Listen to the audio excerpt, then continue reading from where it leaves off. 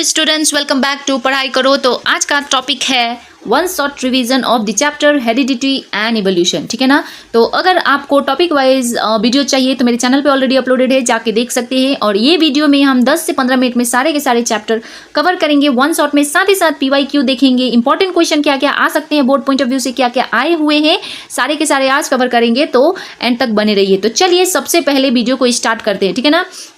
आपने कभी सोचा है कि why do children resemblance their parents, मतलब क्या आपने कभी सोचा है कि जब बच्चा होता है, कोई नया बच्चा होता है, तो वो अपने पेरेंट्स की तरह क्यों दिखता है। Why are brothers and sister different from each other, और ब्रदर एंड सिस्टर एक दूसरे से अलग क्यों होते हैं। How did millions of different living organism appear और ऑन अर्थ, और इतने मिलियन जो 8 बिलियन पीपल्स है वो अर्थ पे कैसे अपीयर हुए। Right. The answer lies in two important concept, that is heredity and evolution. ये दोनों कंसेप्ट में ही इस सारे क्वेश्चन का आंसर है। ठीक है।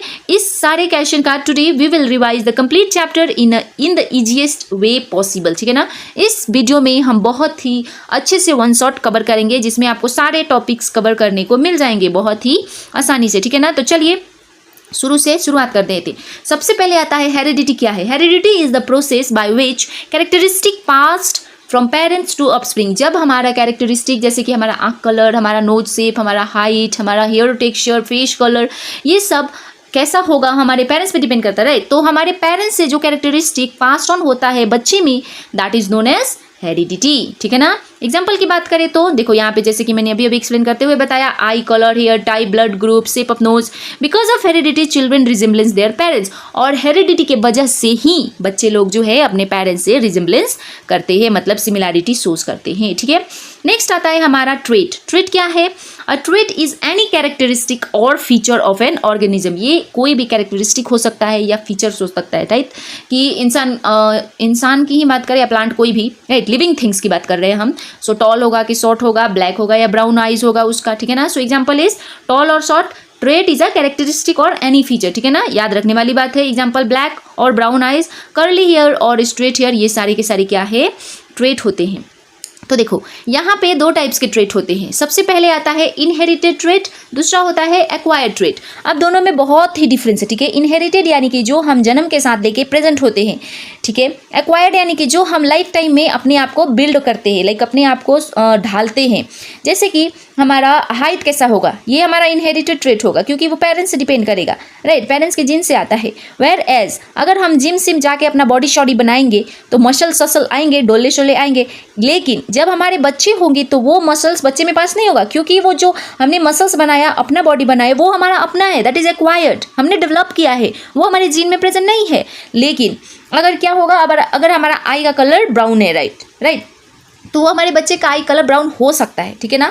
सो this is the difference between inherited trait and acquired trait. ठीक है। So inherited trait and acquired trait का टेबल आता है एग्जाम में। तो पास फ्रॉम पेरेंट्स ये होता है लाइफ टाइम में हम जो डेवलप करते हैं, ये जीन से कंट्रोल होता है, और एक्वायर्ड ट्रेट जो है इन्वायरमेंट से कंट्रोल होता है, और इनहेरिटेड ट्रेट जो है वो पास होता है नेक्स्ट जनरेशन में, वेयर एज एक्वायर्ड ट्रेट जो होता है वो पास नहीं होता है। ठीक है ना। एग्जाम्पल की बात करें तो इनहेरिटेड में आता है ब्लड ग्रुप, पास होता है अगर मम्मी पापा का AB है तो बच्चे में या तो A होगा या तो B होगा। राइट। वैसे एक्वायर्ड ट्रेट की बात करें तो strong muscle due to exercise, अगर हम एक्सरसाइज कर करके मसल स्ट्रॉन्ग कर ले तो वो हमारे बच्चे में पास नहीं होगा, that is acquired trait. Next आता है हमारा Gregor Mendel, father of genetics. यहाँ पे इंपॉर्टेंट क्वेश्चन आता है कि who is the father of genetics. इन्होंने बताया कि tall plant, short plant, like trait कैसे पास होते हैं नेक्स्ट जनरेशन में, तो इसीलिए इनको फादर ऑफ जेनेटिक्स कहा गया। कभी कभी 1 मार्क में आ जाता है who is the father of genetics, तो आपको लिखना पड़ेगा Gregor John Mendel. Right. Gregor Mendel भी लिखने से होगा। सो ग्रेगर मेंडल ने क्या किया था, इन्होंने पी प्लांट पर एक्सपेरिमेंट किया था, और यहाँ से इन्होंने प्रूव किया था कि ट्रेट जो है इनहेरिटेड इन प्रेडिक्टेबल वे। जो ट्रेट है, जो पेरेंट्स वाले ट्रेट होते हैं, वो एक प्रेडिक्टेबल वे में पास ऑन होते हैं। ठीक है। तो क्वेश्चन आता है कभी कभी एग्जाम में कि ग्रेगर मेंडल ने पी प्लांट को ही क्यों चूज किया, लाइक दूसरा प्लांट भी तो कर सकते थे। राइट। सो इसका आंसर है why did he choose pea plant. So इसका आंसर आप लिख सकते हैं easy to grow, short life cycle, और साथ ही साथ मैनी कॉन्ट्रास्टिंग ट्रेट होता है। ठीक है। तो इसका आंसर आपको लिखना है। सो नेक्स्ट आता है हमारा ग्रेगर मेंडल ने क्या किया था, मोनोहाइब्रिड क्रॉस किया था।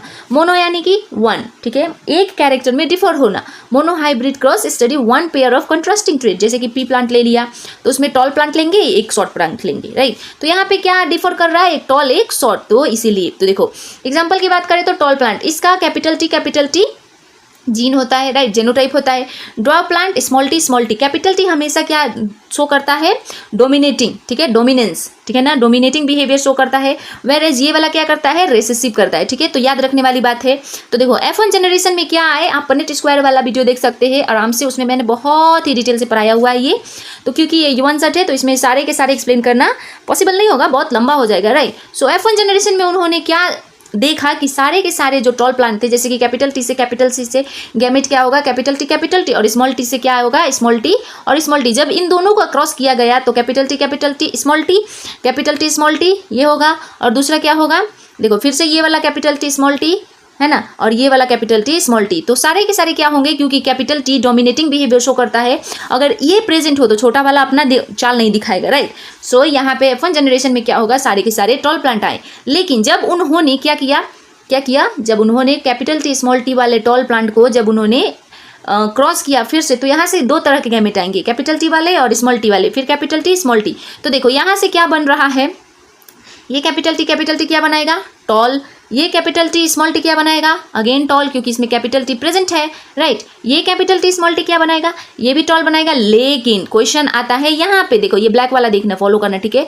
ये स्मॉल टी और स्मॉल टी, देखो इसमें कोई कैपिटल टी प्रेजेंट नहीं है, इसीलिए रेसेसिव अपने आप को शो करेगा, दैट इज एक प्लांट इसमें शॉर्ट होगा। ये सारे के सारे टॉल होंगे और यहाँ पे ये क्या होगा, ड्वार्फ होगा, ड्वार्फ, ठीक है, ड्वार्फ होगा। याद रखने वाली बात है कि F2 जनरेशन में उन्होंने एक ड्वार्फ मिला, राइट। तो यही मैंने अभी किया था ना, राइट। तो ये कैपिटल टी, यहाँ पे कैपिटल टी प्रेजेंट है, यहाँ पे कैपिटल टी प्रेजेंट है, इसीलिए ये तीनों के तीनों क्या होंगे, ये तीनों के तीनों क्या होंगे, टॉल होंगे, राइट। और यहाँ पे जो ये छोटा छोटा टी बचे हैं ये होगा short plant, that is dwarf plant, ठीक है ना। तो चलो रिमेंबर रखने वाली बात है, जेनोटाइप मतलब क्या होता है कि इसका ये genetic makeup, like small T और कैपिटल टी। देखो यहाँ पे ये दोनों एक तरह के, लाइक ये दो हुआ, कैपिटल टी कंटेन करने वाला सिर्फ एक है और स्मॉल टी सिर्फ एक है। तो जेनोटाइप क्या होगा, इज 1:2:1। एग्जाम में कभी कभी आ जाता है तो याद रखना है। फेनोटाइप यानी कि फिजिकल अपीयरेंस, वह कैसे दिख रहा है। तो देखो F2 जनरेशन में ये तीनों के तीनों क्या दिख रहे थे, टॉल, और यही वाला सिर्फ शॉर्ट ड्वार्फ दिख रहा था ना, यही वाला सिर्फ ड्वार्फ दिख रहा था, इसीलिए क्या होगा यहाँ पे 3:1। Phenotypic ratio जेनोटाइपिक is 1:2:1। याद रखने वाली बात है, याद रखना, ठीक है ना। जेनोटाइप एंड फेनोटाइप का देखो डिफरेंस कभी कभी आता है। So genotype is a genetic makeup and phenotype is a physical appearance. यहाँ पे जेनोटाइप का एग्जांपल है capital T small T and small T. ये जेनेटिक मेकअप लाइक अंदर से कैसे दिख रहा है, और फिजिकल अपीयरेंस यानी कि वो टॉल है या ड्वार्फ है। सिंपल, राइट, इजी हो रहा है ना। तो चलो अब देखेंगे हम जीन क्या है हमारा। देखो जीन क्या है, gene is a basic unit of heredity जो है हमारा ट्रेड पास करने वाला सिस्टम, उसका बेसिक यूनिट है। Gene carry hereditary information from parents to offspring. ये जीन जो है, यही जीन है जो कि हमारे कैरेक्टर को पेरेंट्स से ऑफस्प्रिंग में लेके जाता है, ठीक है ना।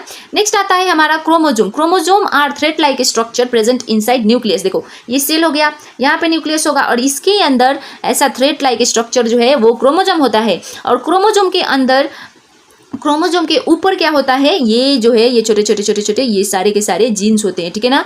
और जीन जो है, क्रोमोजोम जो है ये जीन को कैरी करता है। और ह्यूमन के पास कितने क्रोमोजोम होते हैं, 46 क्रोमोजोम। और पेयर की बात करें तो 23। 1 पेयर यानी कि 2 क्रोमोजोम, ठीक है ना। 1 पेयर में 2 होता है, वैसे ही 46 में कितना होगा, 23 पेयर्स, ठीक है ना। नेक्स्ट आता है हमारा टॉपिक सेक्स डिटर्मिनेशन। तो देखो सेक्स डिटर्मिनेशन यानी कि आने वाला बच्चा हमारा मेल होगा या फीमेल होगा, लड़का होगा या लड़की होगी। तो देखो फीमेल के पास सेक्स क्रोमोजोम कितने होते हैं, देखो 46 क्रोमोजोम होते हैं, 23, राइट, 23 पेयर्स। इसमें से 44 जो होता है वो ऑटोजोम्स होते हैं और यहाँ पे 2 क्रोमोजोम्स जो होते हैं वो होते हैं सेक्स क्रोमोजोम, जिसमें फीमेल में होता है XX और मेल में होता है XY। जबकि जब यहाँ पे हम गैमेट निकालेंगे तो फीमेल क्या दे सकती है, सिर्फ X और X, right, whereas male क्या दे सकता है, X और Y, ठीक है ना। तो मदर सिर्फ क्या कंट्रीब्यूट करती है, X chromosome, whereas father दोनों कर सकता है X और Y, ठीक है। समझ में आ रहा है कि नहीं। तो देखो अगर फादर XY दे रहा है, यहाँ पे मदर XX दे रही है, तो जब इन दोनों को हम मिलाएंगे तो देखो ये दोनों XX मिलके XX बनाएंगे, ये दोनों XY मिलके ये XY बनाएगा, फिर ये XX मिलके ये XX बनाएगा और ये XX मिलके XY बनाएगा, राइट। तो देखो जब आने वाले बच्चे में XX क्रोमोजोम हुआ तो वो क्या बनेगा, गर्ल बनेगी, है ना। XY होगा तो वो क्या बनेगा, बॉय बनेगा। याद रखने वाली बात है। तो देखो यहाँ पे मैंने लिखा भी है XX is girl, XY is boy. तो यहाँ पे क्वेश्चन आता है who determine the sex of the child, तो आपको आंसर याद रखनी है, नॉट मदर है। Okay, so father determine the sex of the child, क्योंकि फादर के पास ऑप्शन है XY दोनों दे सकता है, सेक्स क्रोमोसोम, राइट। सो इसीलिए फादर डिटरमाइन करता है कि बच्चा क्या हो सकता है। ठीक है, ये 50-50 चांसेस है, लाइक चांस है, किसी को ब्लेम नहीं कर सकते, but father can determine. Okay, so variation आता है next. Variation mean small differences among individual of same species. देखो छोटे छोटे डिफरेंसेस जो सेम स्पीसीज के ऑर्गेनिज्म में होता है, जैसे कि ह्यूमंस की बात करें तो डिफरेंट हाइट हो सकता है, डिफरेंट आई कलर हो सकता है, साथ ही साथ पपी लुक डिफरेंट। एक ही कुत्ते के बहुत सारे बच्चे होते हैं, राइट, वो सारे अलग अलग हो सकते हैं, दैट इज कॉल्ड वेरिएशन।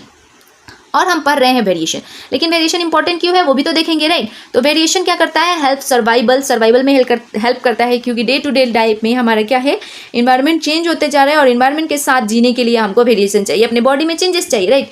ये साथ ही साथ इवोल्यूशन में हेल्प करता है और हमारे बायोडाइवर्सिटी को इंक्रीज करता है, ठीक है ना।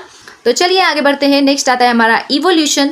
सो इवोल्यूशन क्या है, evolution is a gradual change in living organism over many generation. देखो इवोल्यूशन क्या है, it is a gradual change in living organism, धीरे धीरे चेंज होना लिविंग ऑर्गेनिज्म में, लेकिन बहुत से जनरेशन के बाद। Evolution take millions of years, ये बहुत ही टाइम लेता है और ये एक बहुत ही स्लो प्रोसेस है, याद रखने वाली बात है, ठीक है। एविडेंस ऑफ इवोल्यूशन आता है सबसे पहले इवोल्यूशन के बाद। सो एविडेंस ऑफ इवोल्यूशन क्या है, मतलब क्या क्या सबूत है कि हम इवॉल्व होके आए हैं, हमने इवोल्यूशन फेस किया है, हमारे अंदर इवोल्यूशन हुआ है। So first one is fossil. Fossil क्या है पता है ना आपको, फॉसिल्स तो पढ़ा होगा। फॉसिल्स आर प्रिजर्व रिमेन और ट्रेस ऑफ एंशिएंट ऑर्गेनिज्म। पहले के ज़माने में जब कोई ऑर्गेनिज्म प्लांट या एनिमल मर जाते थे और वो दब जाते थे ज़मीन के अंदर, उसके बाद उनका प्रिंट्स, राइट, उनका हड्डी वगैरह छप जाता था स्टोन पे, उसको क्या बोलते हैं हम, फॉसिल्स, राइट। इंपॉर्टेंस क्या है, ये क्या बताता है कि tells about organism that lived in the past. ये बताता है कि ये ऑर्गेनिज्म जो है हमारे पास्ट लाइफ में था और साथ ही साथ ये इवोल्यूशन को सपोर्ट करता है, ठीक है।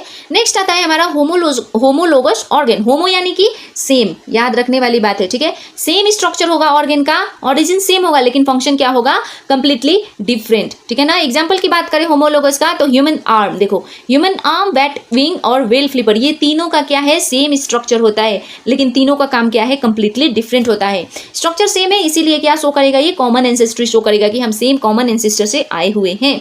नेक्स्ट आता है एनालॉगस ऑर्गन्स। एनालॉगस यानी कि डिफरेंट स्ट्रक्चर डिफरेंट ऑरिजिन, ठीक है, बट सेम क्या होगा, फंक्शन। एना यानी कि डिफरेंट, ठीक है ना, same function but different structure, याद रखने वाली बात है। होमो में डिफरेंट फंक्शन होता है, सेम स्ट्रक्चर होता है। जैसे कि एग्जांपल की बात करें तो बर्ड विंग और बटरफ्लाई विंग, ये दोनों का स्ट्रक्चर क्या होगा, कंप्लीटली डिफरेंट होगा, लेकिन इन दोनों का काम क्या है, फ्लाइंग में हेल्प करना, राइट। और यहाँ से ये क्या शो करता है कि अडेप्टेशन किया गया है बर्ड और बटरफ्लाई में, ठीक है ना। अब आगे बढ़ते हुए देखेंगे नेक्स्ट क्या आता है। सो वेस्टिजल ऑर्गन आता है। वेस्टिजल ऑर्गन यानी कि ऐसा ऑर्गन जो कि कोई काम का नहीं है। पहले के ज़माने में, मतलब पहले के टाइम में ये काम होता था, लेकिन अभी इसका कोई फंक्शंस नहीं है या फिर थोड़ा सा फंक्शन है। एग्जाम्पल की बात करें तो अपेंडिक्स एंड विजडम टीथ, ठीक है ना, ये सब एविडेंसेस है इवोल्यूशन के, ठीक है। सो इवोल्यूशन बाय स्टेजेस, इवोल्यूशन एक रात की बात नहीं है, एक दिन की बात नहीं है, स्टेजेस में हुए हैं। सो इवोल्यूशन हैपन्स स्लोली। एग्जाम्पल की बात करें तो feathers first evolve for warmth, जो चिड़िया लोगों का फेदर्स होता है वो सबसे पहले इवॉल्व हुआ था वार्मथ के लिए, साथ ही साथ उनके बॉडी के प्रोटेक्शन के लिए, और बाद में क्या हुआ, letter become useful for flying, और बाद में फ्लाइंग के लिए यूज होने लगा। तो इवोल्यूशन जो होता है स्टेजेस में होता है। ह्यूमन इवोल्यूशन की बात करें तो human did not evolve from today's monkey, ठीक है। ह्यूमन जो है, जो हम आज के मॉडर्न ह्यूमन्स है, वो आज के मंकी से इवॉल्व नहीं हुए हैं, बल्कि ह्यूमन और मंकी के क्या होते हैं, शेयर करते हैं कॉमन एंसेस्टर को, ठीक है। ये कहनी गलत बात है कि हम बंदर से आए, राइट, हम कॉमन एंसेस्टर को शेयर करते हैं, ये राइट बात है, ठीक है ना। तो इम्पॉर्टेंट PYQ है बोर्ड लेवल का। तो देखो यहाँ पे क्या है, सबसे पहले क्वेश्चन डिफाइन हेरिडिटी, तो इसका आंसर क्या होगा, heredity is the process of passing trait from parents to offspring. आपको ये लिख लेनी है, ठीक है। Differentiate between inherited trait and acquired trait, जैसे कि मैंने ये वीडियो में ही पढ़ाया है। इनहेरिटेड यानी कि ये ऐसा ट्रेट होता है जो पेरेंट्स से ऑफस्प्रिंग में पास होता है, वेरेज एक्वायर्ड ट्रेट जो होता है ये डेवलप्ड होता है ड्यूरिंग लाइफ टाइम। इनहेरिटेड जो होता है जीन से कंट्रोल होता है, वेरेज एक्वायर्ड जीन से कंट्रोल नहीं होता है। ठीक है, क्वेश्चन नंबर 3 क्या है, why did Mendel choose pea plant. ये मैंने बताया था ना कि ये क्वेश्चन आता है कि पी प्लांट को ही चूज क्यों किया, क्योंकि इजी टू ग्रो होता है, शॉर्ट लाइफ साइकिल होता है, मैनी कॉन्ट्रास्टिंग ट्रेट होता है उसमें, और साथ ही साथ प्रोड्यूस मैनी ऑफस्प्रिंग, एक साथ वो बहुत सारे ऑफस्प्रिंग को प्रोड्यूस कर लेता है। इसीलिए मेंडल ने क्या किया कि पी प्लांट को चूज किया। क्वेश्चन नंबर 4 है, what is a phenotypic ratio obtain in monohybrid cross. Phenotypic यानी कि फिजिकल अपीयरेंस, फिजिकल अपीयरेंस यानी कि जो हम आंख से देख रहे हैं, तो क्या था 3 टॉल 1 शॉर्ट, तो 3:1।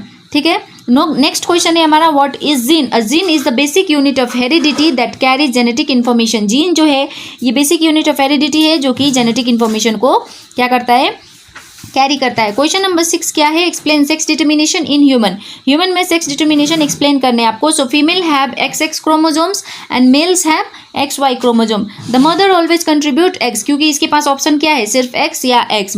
फीमेल के पास, मेल के पास क्या है, X या तो Y, 2 ऑप्शन है। So while father contribute either X और Y, therefore the father determine the sex of the child. इसीलिए फादर क्या करता है, डिटरमाइन कर सकता है कि आने वाला बच्चा लड़का होगा या लड़की, ये 50-50 चांसेस होता है, बट हम बता सकते हैं कि फादर डिटरमाइन कर सकता है। ओके, सो नेक्स्ट क्वेश्चन है, what are fossils, state 1 importance. So fossils are preserve remain और ट्रेस ऑफ एंशिएंट ऑर्गेनिज्म, और इसका एक इंपॉर्टेंट लिखना है, तो they provide evidence of evolution, लिख लेना। ठीक है ना, नेक्स्ट क्वेश्चन है, differentiate between homologous and analogous organs, right. तो होमोलोगस यानी कि same structure, whereas analogous में क्या होता है, डिफरेंट स्ट्रक्चर होता है। होमोलोगस में सेम ओरिजिन होता है, एनालॉगस में डिफरेंट ओरिजिन होता है। होमोलोगस का डिफरेंट फंक्शन होता है, लेकिन एनालॉगस का क्या होता है, सेम फंक्शन होता है, याद रखने वाली बात है। नेक्स्ट क्वेश्चन है 9, what is variation, why it is important. तो इसका आंसर क्या है, देखो, variation means difference among individuals. ये जो डिफरेंस होते हैं इंडिविजुअल्स में वो वेरिएशन कहते हैं सेम स्पीसीज में, लेकिन it helps organism survive in changing environment and play an important role in evolution. Why it is important का, ठीक है, व्हाट इज वेरिएशन तो यहाँ तक हो गया, लेकिन ये इंपॉर्टेंट क्यों है, ये ऑर्गेनिज्म को हेल्प करता है चेंजिंग इन्वायरमेंट में बचने के लिए, साथ ही साथ ये वेरी इंपॉर्टेंट रोल प्ले करता है इन इवोल्यूशन। ठीक है ना, तो चलिए क्वेश्चन नंबर 10 देखते हैं हम क्या है। So question number 10 is why it is incorrect to say that human evolve from today's monkey. ये इनकरेक्ट क्यों है कि हम कहें कि जो ह्यूमंस जो है वो आज के मंकी से इवॉल्व होके आए हैं, राइट। तो इसका आंसर क्या होगा, देखो, humans did not evolve from modern monkey. हमको पता है ह्यूमंस मॉडर्न मंकी से इवॉल्व नहीं होके आए हैं, बल्कि मंकी जो है और ह्यूमन बीइंग और मॉडर्न मंकी जो है ये कॉमन एंसेस्टर को शेयर करते हैं। ठीक है ना, सो स्टूडेंट ये था all about chapter number 9 heredity and evolution. इसमें हमने क्या क्या देखा, 1 शॉट देखा, साथ ही साथ हमने PYQ सॉल्व किया। आई होप आपको बहुत ही अच्छे से क्लियर हुई है। अगर वीडियो अच्छी लग रही है तो वीडियो को लाइक करके चैनल को सब्सक्राइब करना ना भूलना, और अपने दोस्तों के साथ जरूर से शेयर करना। मिलती हूँ अपने नेक्स्ट वीडियो में कल शाम को, तब तक के लिए bye students, all the best.